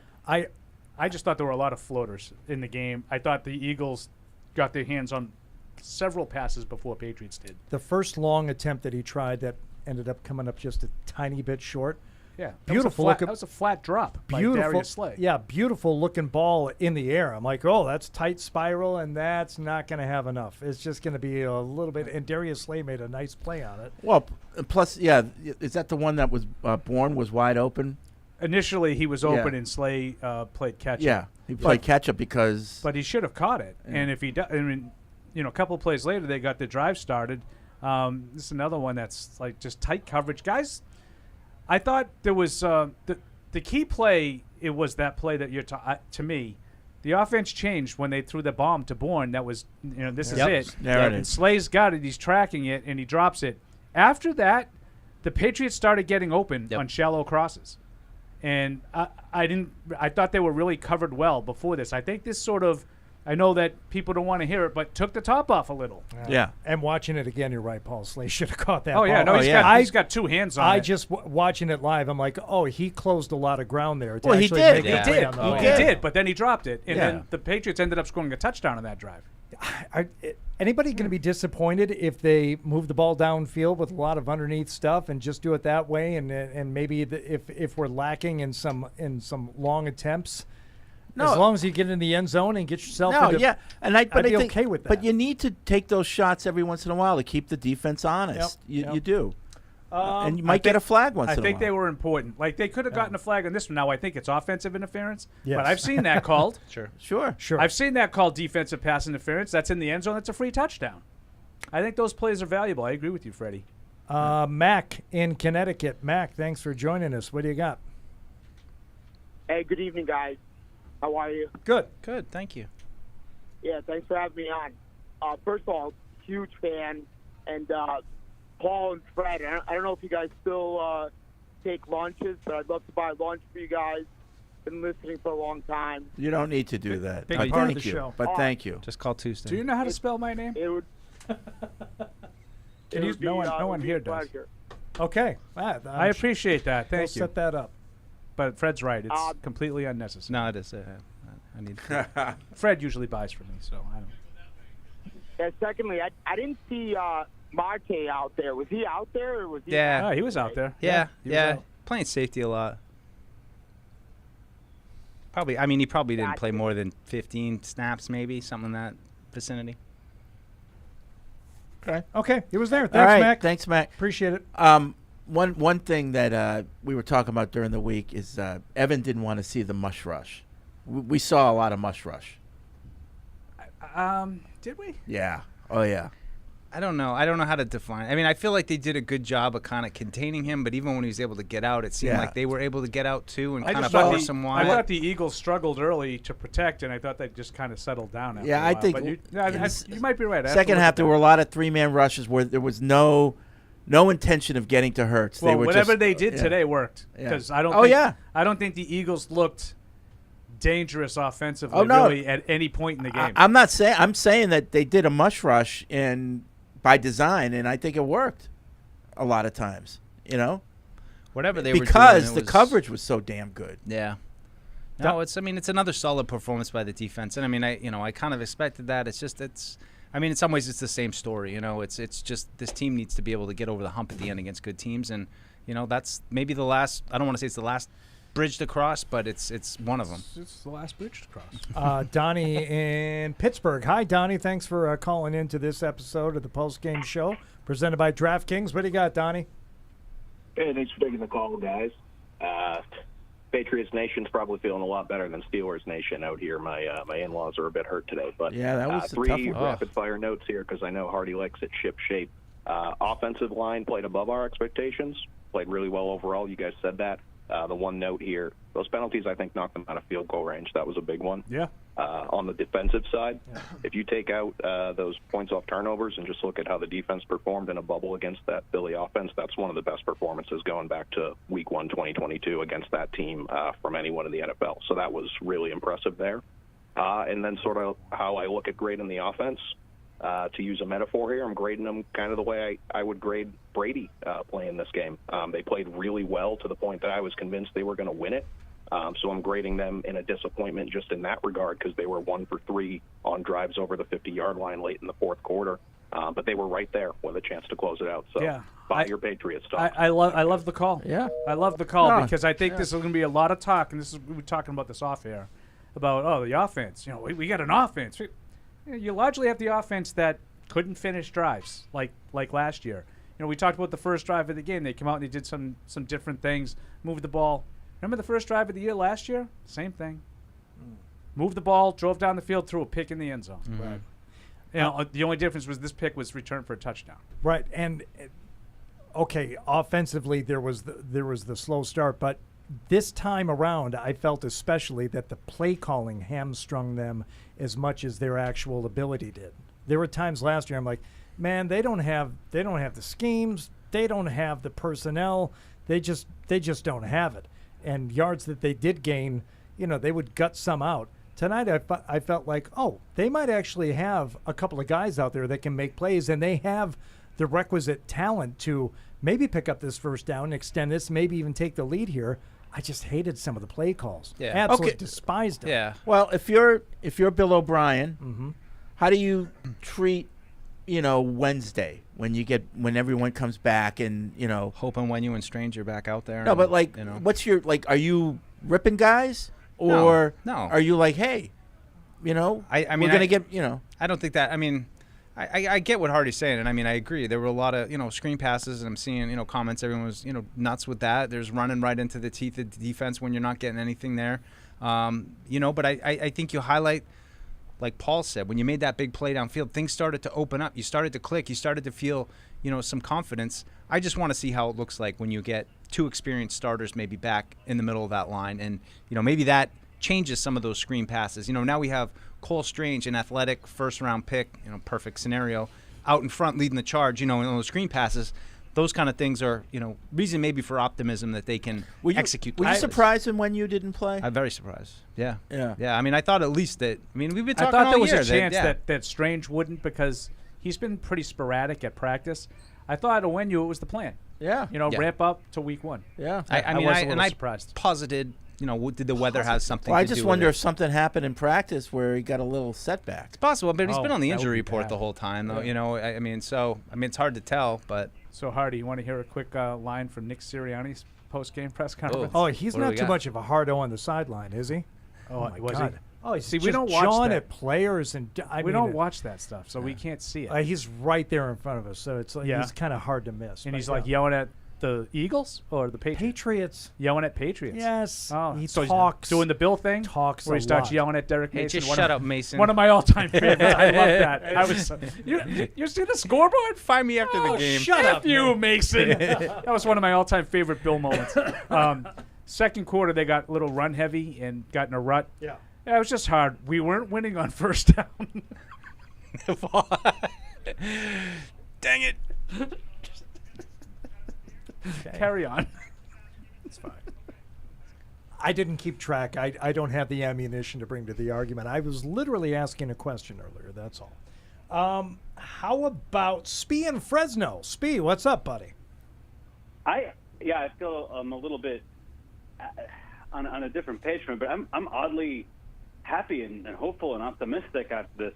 I mean, everybody seems kind of glum and pissed. I mean, they look. I guess my expectations might have been miscalibrated. I mean, I thought you saw from Mac, like he played like crap and failing balls in the first quarter, and then second quarter on, the fourth quarter. I mean, he's not playing perfect, but I thought that there was that sort of resilience that we're hoping to see from him ever since he kind of came into the league. Spee, but don't lump glum in with pissed. I think people are going to be more pissed than glum. I think they're pissed at the way the game ended. I think they're pissed at the slow start. But I don't think people are depressed about this. I think the Patriots gave you plenty of reasons tonight to show you that this season will be different than last season. Like, you could have gone out of this game with like dread. Oh God, we've got 16 more of these. But I'm excited to play next week. I want to see where do we go from here. Yeah. That's what I come out of this game with. Me too. You know? Now it's good, except the one thing that just like stands out, and it's kind of the continuation of everything that I've been kind of pessimistic about is Mac the Guy sort of stuff. Like, I just think his accuracy and his velocity in certain kind of critical, pivotal moments are always going to be just not there. And that's just going to be I don't want to be pessimistic after what I thought was something that kind of verified that maybe he has some gumption in there to pull it out. I know, like Mike said, it didn't actually happen. but I don't know. I thought there was more there to be. Maybe I just had bad expectations. But like the touchdown to Bourne in the back of the end, he zipped that in. That one had some heat on it. And it's like the less he has to think, the harder he throws. It's fine. No, if it's not, he can't do it. He's the anti-Mahomes. On the first drive back of the game, foot bang, he's fine. Henry. Running, turning, trying to get back across his body. Anyway. And outside the numbers is an issue. Yeah. I don't think he completed a pass outside the numbers in the game. Thanks, Spee. Except for the one that almost was completed. Other than the last screens. one. You can tell that you're really. Whoa. The pass to Booty should have been a catch. It was a perfect pass. Okay, but it wasn't. I know, but that's a rookie who doesn't have control of his feet yet. But that was a perfect pass. Matt, you got this, Matt. It's your season to Good, Spee. You get behind him. You can tell Spee is a real part of the show because we all just talk over him and he All talks these- over us. And all that's these bums. I thought it was an okay performance from Mac today. I do. I don't think he was the reason why they lost. Yeah, I give him a B minus. I think he was okay today, Yeah. and I think Mike said it perfectly when he talked about Mac at the start of the show, Freddie, before you joined us.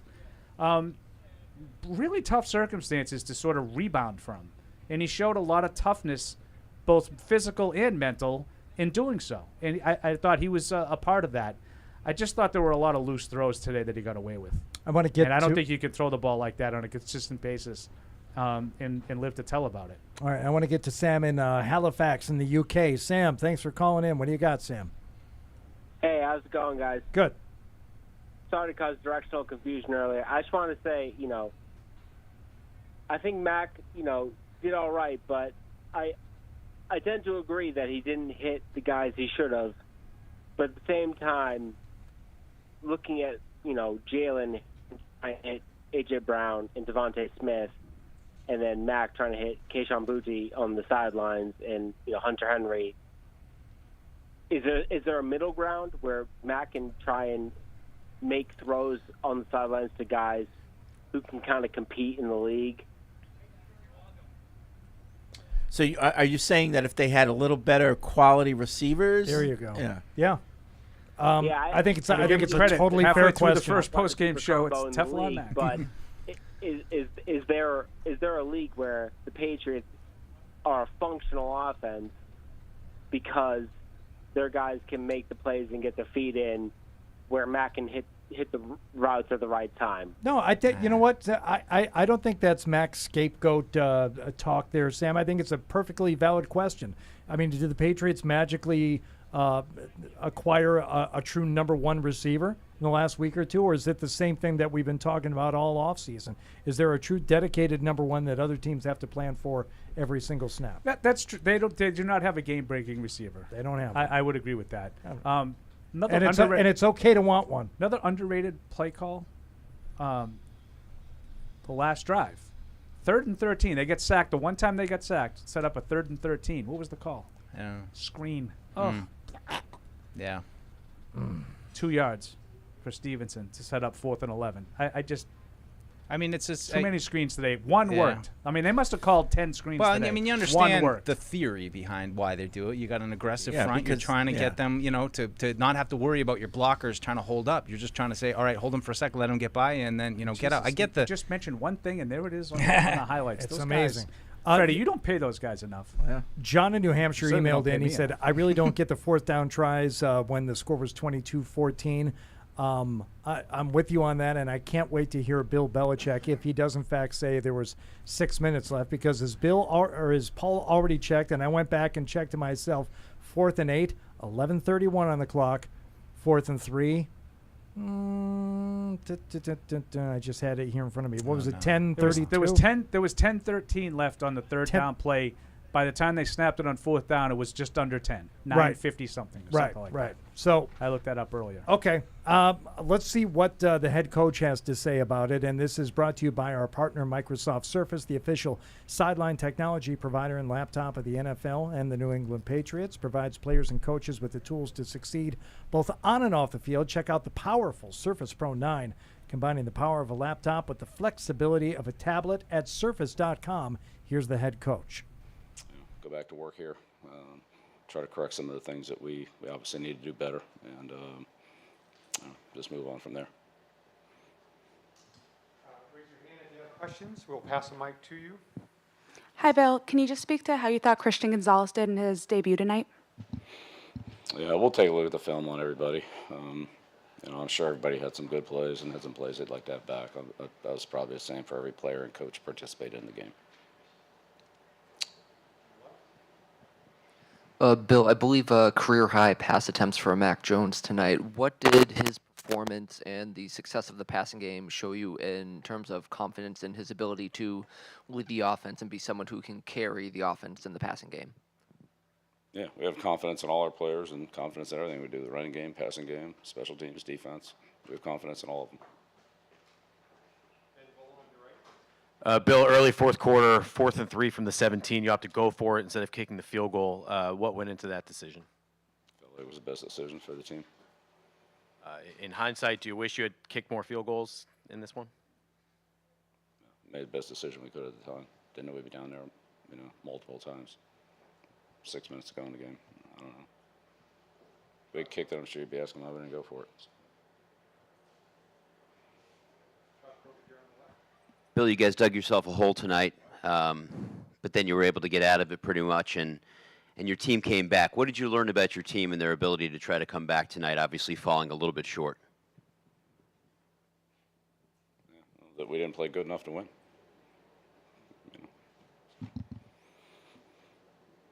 Did enough things to make it competitive, but not enough to win. Got to coach better, got to play better.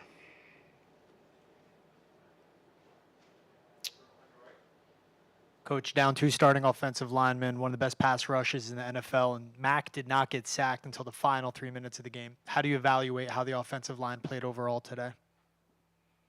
Yeah, again, I think overall we were, played competitively.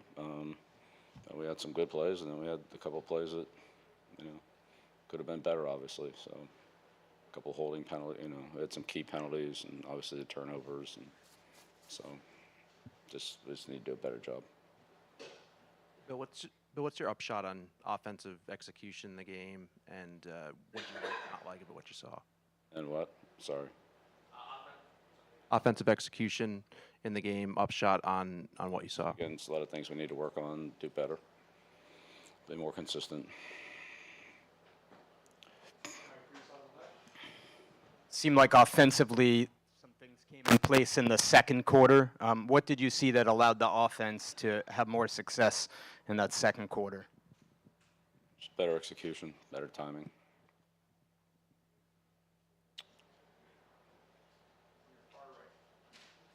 Bill, the hit that Jabril Peppers landed to get you guys the ball back at the end of the game, what did you think of that play? Yeah, great contact play. Pep's an explosive player. It's a great hit. Ball popped right out. Really, just great tackle. I thought we, for the most part, tackled pretty well tonight, but, always room for improvement. Bill, it seemed early on pretty conservative offensive approach, also in time with the weather being at harshest. Did the rain and the conditions affect the way the offense was called early on? It appeared to push the ball more downfield. I don't think so. Yeah, you're right. We didn't launch a lot of deep balls, but there weren't a lot of those anyway. But, yeah, it was a little bit of a factor early in the game, yeah.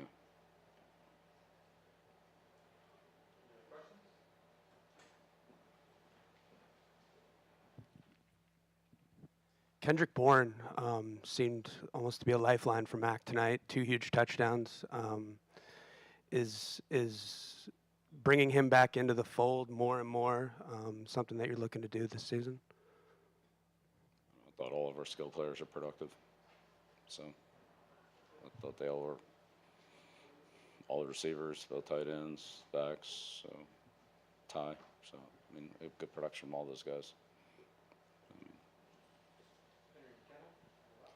Bill, what did you see from Christian Gonzalez tonight? We saw that was asked earlier. Okay. My apologies. Yeah, no worries.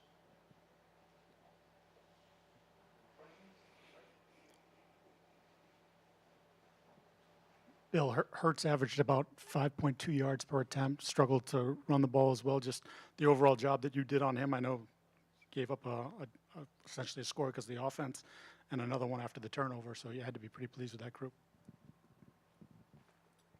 Yeah, it was competitive. Some things we could have done better, and but yeah, I got a touchdown on a short field.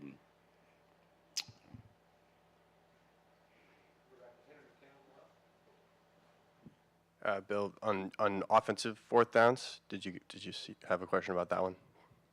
No. Okay. We hit some, we didn't hit some, so. You guys were 1 of 4, so I just wondered, felt like you were facing long situations, and how did you guys feel like you executed in those? Go for it on fourth down. You need your best execution. So.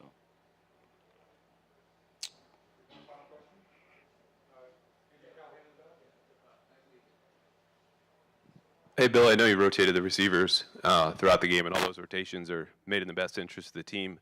Specific to the last drive, Kayshawn and DeMario playing over Juju, what was the thinking behind that move? Yeah, again, we had different groups, different rotations, so we're good with whoever's in there. All right, thanks. All right, there's the head coach wrapping things up there in his post-game press conference. 2 Gonzalez questions tonight, which, by the way, for as good as he played, I think you have to think about the expectations. What were your expectations for Gonzalez? Just you personally, Deuce. Yeah, to play every snap and hopefully not get toasted too bad. That was. And did he play better than that? Yeah, I think so. I think a couple plays. I think he exceeded my expectations. Yeah, that's it, and that's fine. That's good. Keon White's the one that I kind of want to look again at, about how much did he really play. But there were a couple times where I felt like he was coming hard or off the corner, and I think he gave Lane Johnson some trouble too. So I don't know, not one that I'm willing to trumpet right now, but somebody I'd like to look at a little closer. People were saying, "Oh, he's really playing well." Might had a few nice pass rushes, but I don't know if that's enough to start the parade yet. But he popped a couple times. It didn't make a lot of impact though. Adam in Dublin emailing in said defense is close to elite, confirming something that we knew. Would you say that? Sure. Ish. I don't know. No, they're not elite yet. But they're a good defense. If they keep getting better, they will be. They played well today. Relatively speaking, for 2023 NFL. Based on how they've gotten pantsed by mobile quarterbacks in the past, I would say this is an encouraging performance against, a good offense. It still wasn't enough, as Bill kind of said, but I think there's a lot to, feel like, all right, maybe these guys can be better than the group was last year that couldn't quite get over that hump. And it is funny, like they forced the fumble there at the end, but and that's great, obviously, but I would have liked to have seen what you're talking about. Could they have come up with a stop there? Mm-hmm. Yeah. Yeah. The other one, like I think you made the point, Fred, about the conservative play calling. I don't think Hurts had to play under center all game until first and second down on their last drive from midfield. Mm-hmm. And they just had straight handoffs. I thought that was uninspired, especially for a team that was thinking about going for it on 4th and 2, which I thought was insane, by the way. We've spent a lot of time wondering about why not kicking field goals. How do you not punt? On 4th and it was a long 2. Just pin it down. Even if you get a touchback, the ball's at the 20-yard line. I don't know. Yeah. Yeah, dumb. Nathan in Monterrey, Mexico said, am I wrong to feel this Pats team is different now? He says a bunch of stuff, but he said they scored and came up just short twice in the red zone. So am I wrong to think this Pats team is different now? When you bring that up, I'm more inclined to think no, that some of these problems from last year still exist. Well, that's what I'm talking about. Like I would think not we focus in on I that think part. we are content to say, oh, it looked so different today. The first drive, they went right down the field last year against Miami. It was a great drive. It was one of the best drives of the first half of the season, but it ultimately ended on a Xavier Howard pick in the end zone. The first drive looked really nice today. It ultimately ended on a bad throw, deflection, pick 6. Like, you get down in the red zone. Now, I was like all ready to talk about the red zone improvements because they were 2 for 2 in the first half. And then they had a couple of opportunities, when the game is on the line and you can't get it done. Yeah. Yeah. Baby steps. George in Virginia said, same old story. You score more than 21 points and you beat the Pats. I mean, 25's the number. If they It's kick true. the field goal, so far. 25's the number. I mean, it is what it is. They've never won a game with Mac Jones when the other team scores 25 or more. Yeah, that's the number. And I really thought today was. I'm telling you. I thought they were going to win. It just felt like I had a lot of faith that they were going to win the game at the end, especially when Peppers forces the fumble. Right. I sure did. Talent level separation and readiness preparation made Belichick look bad. What good is having the greatest coach of all time if his current teams are poorly coached and prepared? That is from Johnny in Wisconsin. I don't think anybody had Belichick on the good list tonight. But I've been very critical, but I have to give him some credit for the defensive game plan. Yeah. I will say that the team didn't look ill prepared. No. It was really more about the play calling. I thought there was some play calls offensively, and that's Bill O'Brien. But the decision to go for it on the fourth downs? The decisions on kicking, and that's Bill Belichick. Bill. But what about the decisions that they made defensively? They obviously did something. They only gave up 250 yards. Not a lot of defenses have done that to that offense. I mean, since he had that in the first quarter of the game last year, that was a good defensive performance, pretty much start to finish. Before we hear from Mac Jones, let's talk to Josh in Arizona on this episode of the Patriots Postgame Show, which is presented by DraftKings. Josh, what's going on? Gentlemen, good evening. How are you? Good. Hey, Josh. I'm just taking a second here and looking at the box scores, and I'm hearing so many negative comments that it kind of blows me away. I'm looking at 382 yards for the Patriots versus 251 for the defending NFC champion Eagles. I'm seeing 306 for passing yards, and I'm hearing everyone bag on Mac Jones, who is dealing with arguably the worst wide receiving core in the league. Who's bagging on Mac Jones? It sounded like just about everyone. Well, I mean, first half he didn't play that well. Mike but had he him on picked the it good up. list. It was Mike's first good. Maybe the first quarter, but I've heard more negative than positive, and he's playing against the defending NFC champion, a team that led almost, I think, got close to setting the NFL record for sack busting. Yeah, I think that So there's some people that were on him, but I think most people were encouraged by the way he bounced back. Fans at this point, generally speaking, are suffering from Tom Brady ending. I don't think anybody's bagging They on don't Mac Jones realize today, the but I also don't think it was a Tom great is gone. performance, if that makes any sense. Yeah, I don't think Mac's why you lost today. I said that about an hour ago. Definitely not. But he also is the reason why you didn't win, if that makes sense. He had opportunities with the ball inside the 20-yard line and couldn't get it in. I haven't heard anyone mention 12 personnel. What about it? That it wasn't used almost at all. Okay. Did you think that they played well today or not? You went out and you get Kostecki. You don't go get him to back up Hunter Henry. You go out and you get him to play 12 personnel. Well, okay. Okay. And I'll say the same so thing. what did you think of Mac's performance today? I think Mac did a great job, all things considered. I mean, Okay, so why are we complaining about the personnel then? If Mac played really well with what they did, did that not work? No. 12 personnel would have put him in a better position to be able to be handing the ball off more and get more production out of the run game. So in other words, we wanted to decrease Mac's role in the game. Okay. Like that one was all over the map. I mean, they brought in extra linemen a couple times. I mean, yeah. Listen. I'm with. It wasn't a bad game by Mac. And like I said, I'm excited to see next week. I feel better about Mac Jones right now Yeah. than I did after this whole summer. Now, I'm not saying that I'm saying he's a top 3 quarterback and leaving he's a superstar, but based on what we've seen over the last couple years with him and over the summer, like I feel pretty good about him. I think he can beat the Dolphins next week. Put it that way. And before you start pumping up Mac too much for the 316 yards, he threw the ball 54 times tonight. I mean, you can't just discount how he played in the first quarter. And you also can't discount how many passes hit Eagles. Right. He only had 1 pick. And ironically, that one hit a Patriot first. Right. Cousin Patty in Agawam. What's going on, Pat? What's going on, guys? Hey. Hey, Patty. Hey, Paul, I'm 100%. One of your first points, I'm 100% with you. Like I wrote in the Whack Pack group text that D looked pretty good. Mac played good after a shaky start. The O-line did pretty damn good in pass pro. Terrible situational football and bad untimely penalties. And Brady, I'm with you. I mean, these next 2 games are huge. I would have liked to have seen him pull off the game, but I mean, if we're going to go anywhere, we got to make hay in the division. We got to beat the Jets and we got to beat the Dolphins the next week, and that's all I got to say, guys. Yep. Okay. Thanks, Pat. That's it, man. The next couple weeks, I mean, these are 2 serious games for this team. Absolutely. The Dolphins were going up and down the field. What's week 3? The Jets. Jets. Yeah. And then Dallas. And then Dallas. I know Dallas. I knew it was Dallas Jets. I just didn't know what order. And in Dallas, NFC, I mean, it is what it is, of course. But, you know, if you don't win these 2 games, then you're really behind the 8 ball.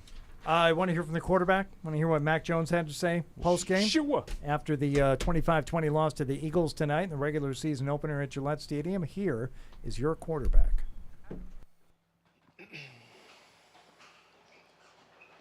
Hi, Mac. What do you think over here? Chelsea McDonald with 7 News. What do you think contributed to the slow start to this game, and how proud are you of the way that you guys responded despite that slow start? Yeah, I think just working through some things. Really didn't throw any good passes on the first drive, so definitely a slow start, and it starts with me. Just got to watch the tape and clean it up, but definitely felt like we fought hard. The rookies played really well. The offensive line played really well. The skill players played really well. So definitely let the team down tonight. Couldn't score, early, and we just fell behind because of me, and I put it on myself. Hi, Mac. The defense got you the ball a couple of times late in the game with the possibility of, getting the ball in to go ahead. How would you sum up those 2 drives that you just weren't able to it's not very finish good. it off? Yeah, not good by me. I mean, they gave me the ball twice to win the game, and I couldn't do it. So I just got to go back and watch and see what I can do better. But as a quarterback, that hurts, right? You get a chance to win the game twice and can't do it. So just got to learn from it. You only get so many opportunities in the NFL to do that, and felt like I definitely let the team down. Hey, Mac, to your right. Starting with the offensive line play, down 2 starters. How do you assess how the protection was and how those guys executed overall today? Yeah, great. I think starting 2 rookies on the offensive line is tough, and they played really, really good all night. Didn't really feel the pressure at all against the best defensive line in the NFL. So felt like they did an amazing job. Couldn't thank them enough for the job they did tonight, and just got to grow and continue on. And those will be some of the best guys they'll go against all year. But in the NFL, everyone's good, right? So they know that. They're working hard. Everybody, David's doing a great job leading, and Trent, some of the older guys. So been really proud of those guys, and definitely felt like I let them down a little bit there at the end. Didn't play my best game, so definitely just got to keep working. But then also to be in that 2-score hole, what did it say to you about the team, the way you guys responded as a whole? Yeah, I loved it. I think, they kept fighting, just play by play. Don't look at the scoreboard, and Coach Belichick did a great job explaining that to us. Just play each play for what it is, and definitely had too many bad plays versus good plays for me, and just got to watch it and see what I can do better. But everybody around me played a great game, and just got to be better. Mac, we speak a lot about leadership. You yourself are hard on yourself. You just talked about it, and you could have come back in that fourth quarter. But down 16-0, that was the time that looked like any team could fold. Your team did not. What does it say about you and your growth here in this third year and being able to lead your team back in that way? Yeah, I think the defense obviously played great, and special teams had some good returns and stuff. So honestly, just have to watch it and see what I can do better from a schematic standpoint. I felt like in the most critical times I played my worst, so just got to go back and look and see what I can do better. It's all you can do is learn. That's what you do as a good quarterback. You go back and learn, and when it's the hardest, that's when you need to play your best. So I definitely can do it. I know I can do it. I've done it before. Just got to be better, and definitely came back and had a chance to win the game a few times. So just felt like I let the defense down, and I'll have to live with that. Mac, the offense was stagnant to start, and then you had that run there, the touchdown drives in the second quarter. It added more of a vertical element to the offense at that point. What really settled you guys in and made you comfortable at that point? Yeah, I think Coach O'Brien just doing his thing, calling the game, how he knows how to call it. He did a great job preparing us all week. We knew what we were getting. It was just, a slow start, kind of first game, but definitely wanted to have a better start, and felt like we did some good things, but it wasn't consistent enough. But definitely just him just keeping calm, just talking through with the offensive line and us and the quarterbacks and everybody. Felt like we had a good plan, kind of like the game declared. We knew what they were kind of doing, so come up with some plays that we liked, and just need to execute a little better in those critical points. Mac, you're being hard on yourself. A question, though, in terms of things that you don't like what you did. Yeah. Was it a decision-making standpoint that you didn't like, or just physical ability, something you didn't do physically in terms of not making the play? I'll have to go look. I felt like there was definitely a couple of times when I probably didn't throw it to the right guy. Just have to watch the film. Sometimes when you're out there, it's going fast. Just trying to stay neutral and don't go up and down, which I try not to do tonight. But yeah, just got to watch it from a schematic standpoint. But I do think I have the ability to make all the throws. It's not that. It's just doing it at the right time. And like you said, just trying to watch the film and make it work. Hey, Mac, how would you describe your relationship, your chemistry, or confidence in Kendrick? Obviously, big target tonight. Had the miscue early on where it seemed like the pass went off his hands, but no hesitation to keep going back to him. How confident are you in Kendrick to bounce back from that sort of stuff and when the game's in an important situation that he's going to make the play? Yeah, I mean, KB's one of my closest friends, and I know that he's going to run as hard as he can on every play and fight for the ball, and our receivers have been doing that very well.